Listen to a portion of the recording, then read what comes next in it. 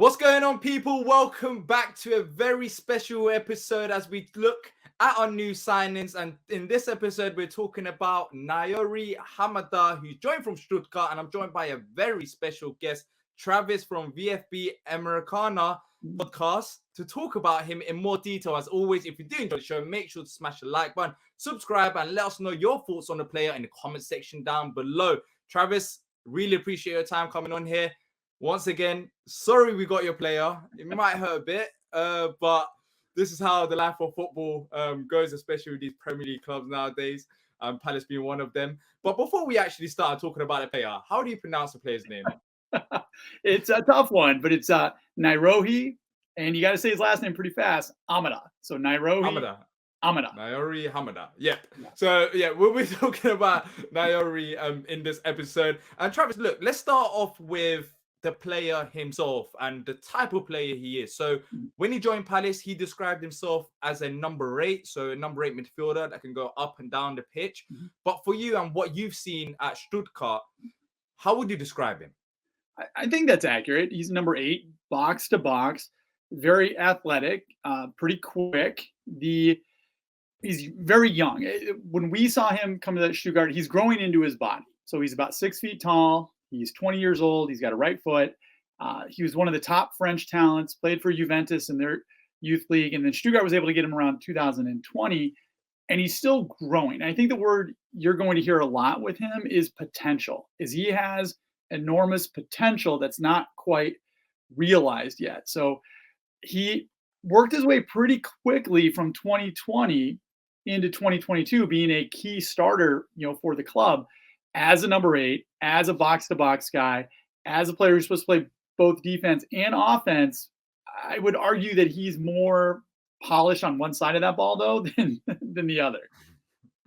Yeah. Look, you said that you signed him permanently. I believe it was in 2021, was it? 2020, he came from Juventus on loan, and then 2021, we signed him permanently through, I think, 2025. That didn't work out too well for us, but we got him for that. He worked his way up through the B team, and he's always played center mid. He's always been on the left side of the center mid. And I was kind of surprised that he's listed as a defensive midfielder, because as a Stuttgart supporter, that's not really what we've seen. And it'll be interesting to see which version of Ahamada you guys get, because he was much more of an offensively inclined player with us than he was listed on Transfermarkt or any of those places. So just by the eye test, he makes exciting passes. He's very aggressive on the offensive end of the pitch. And the weaknesses are his defense, to be quite honest. And when he did play for us, he was often positioned next to a defensive midfielder who could kind of cover up for him and maybe some of the mistakes he might make. So he's definitely more offensive, definitely nice with the passing. Very important to our offense. And we don't score many goals, so this is going to be a bit of a blow to us. But I think those are his strengths: offensive, pace, creative with the ball. Well, we don't score many goals either. So if a player can create something in a team that doesn't score that many goals, then we'll take him, because we're both in a similar situation. But in terms of his time with you guys at Stuttgart, I believe he's made about 30 appearances. So I've got 19, so it's about 20 to 30 appearances in about 3 seasons. For a player that is rated very highly, why is that the case? Well, first off, getting used to the German league I think it takes guys a minute, because it's very fast paced, it's very up and down, and it takes him a second to get used to it. His second season, he was very much injured. He only played, I believe, 3 games with us. He had Achilles problems, calf problems. I think he had a broken foot. None of those things were connected. I wouldn't call him injury prone.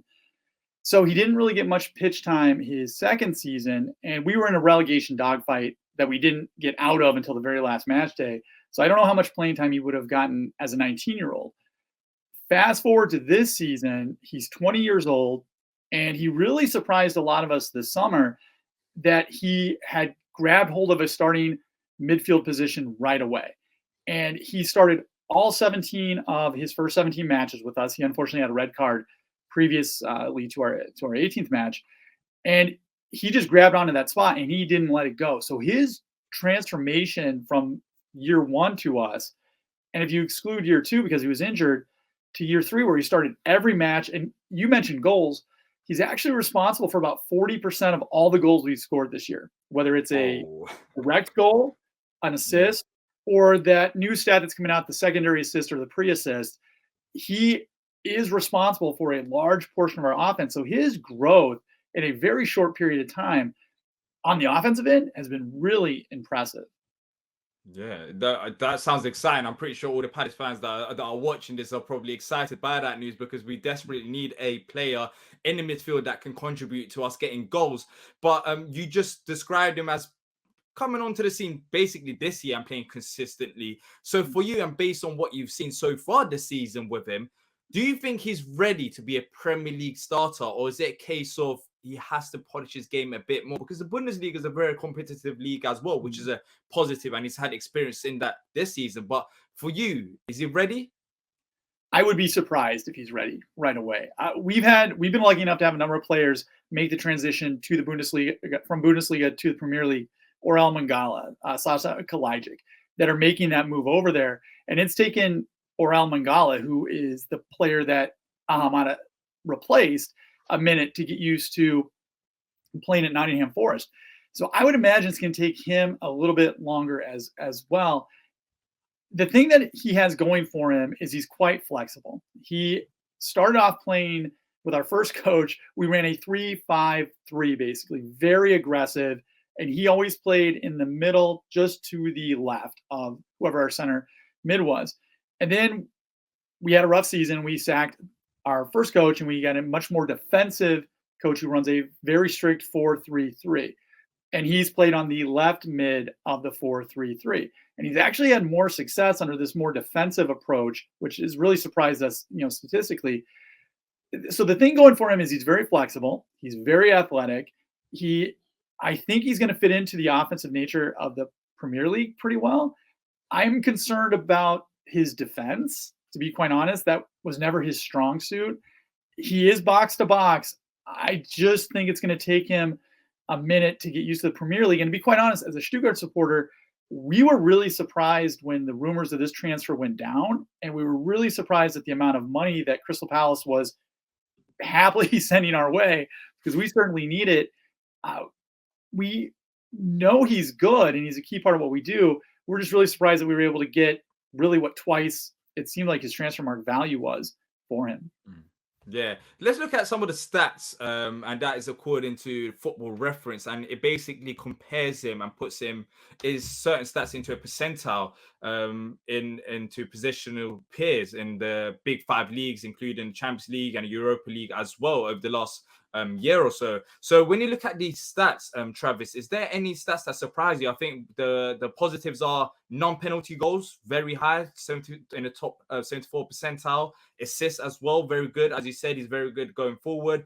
Pass completion, top basically 70%.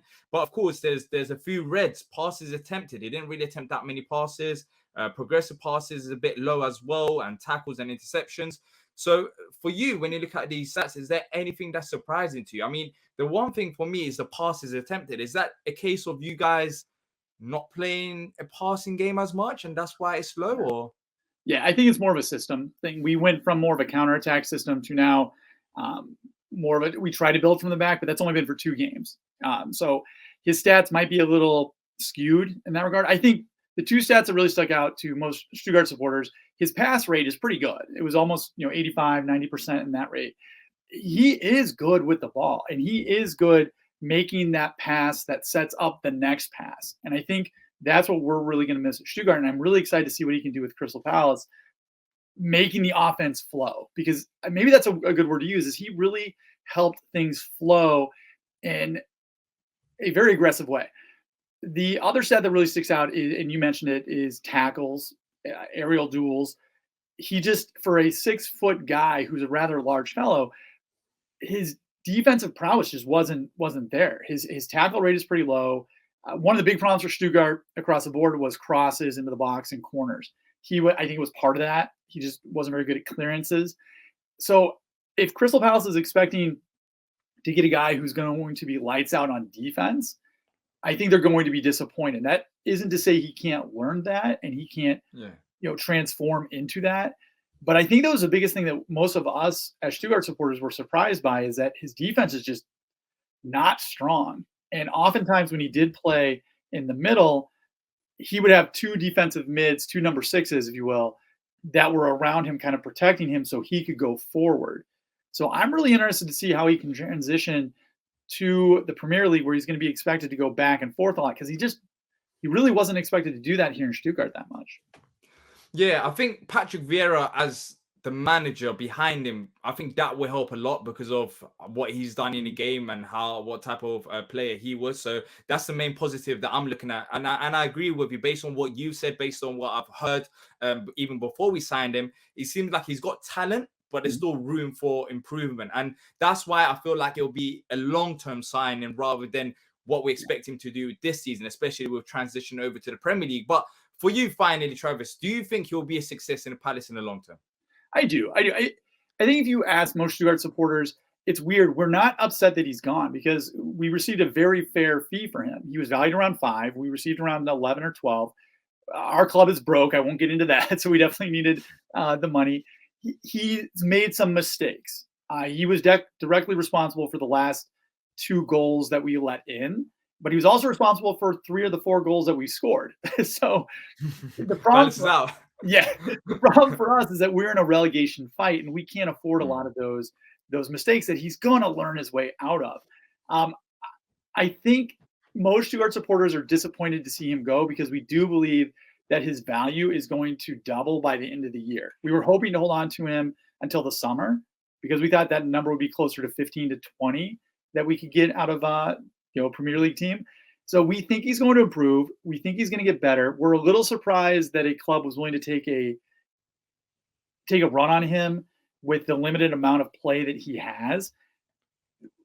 I think another 6 months in the Bundesliga would have done him really well to help with that transition.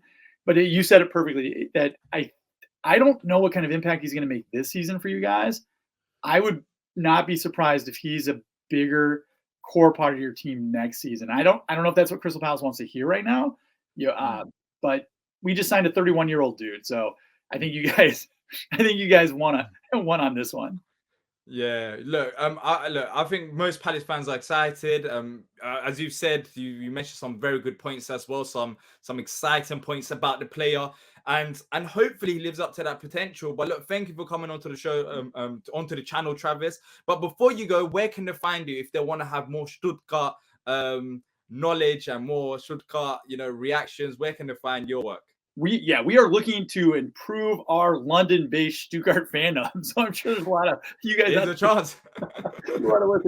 You can find us on Twitter at VfB Americana, as you can see on the screen there. We got a website at VfBAmericana.com where we post a podcast once a week, like you guys do. We aren't as technology ahead of the game. We don't have a YouTube channel, so you guys are definitely one up on us. You took our player, you took the YouTube. You guys, here we go.